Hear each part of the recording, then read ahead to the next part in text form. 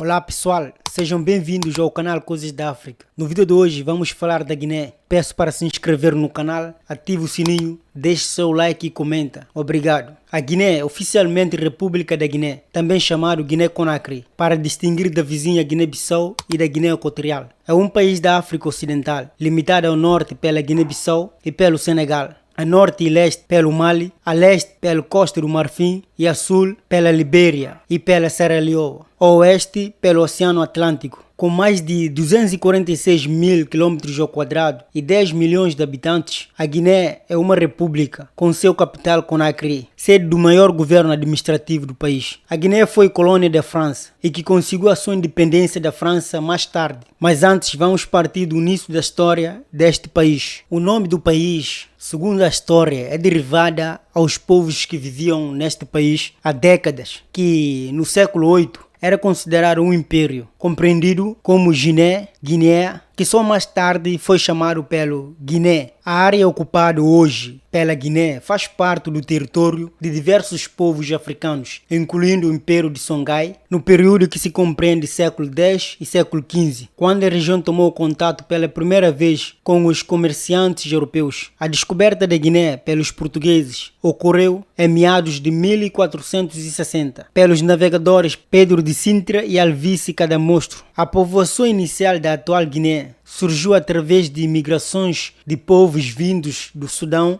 atual Mali, Níger e Senegal. A primeira povoação com habitação talvez tenha sido a dos pigmeus. Eles foram obrigados a fugir da região antes da invasão dos povos vindos do norte. Os Bagas, um povo que ali surgiu, chegaram a se instalar na região de Conakry, que depois foram expulsos para as regiões da Baixa Guiné. Os Sussus de etnia Mandinga fizeram a expulsão desse povo na região florestal. Os Guisses tomaram-se lugar e mais tarde os Tendas refugiaram-se à parte inferior do Futa Jallo. Os Malingues, um povo que viria a fazer parte da história étnica da Guiné, chegaram na parte da Alta Guiné no século XVI. Isso após a expansão do Império de Mali. Os Peules imigraram da região de Futa Toro, Senegal, para o Futa Jallo quase no mesmo tempo. Um reino Peule passou a surgir após o pastoreamento feitos na localidade do Mali, na África Ocidental. Os Peules se converteram ao islamismo no século XVIII.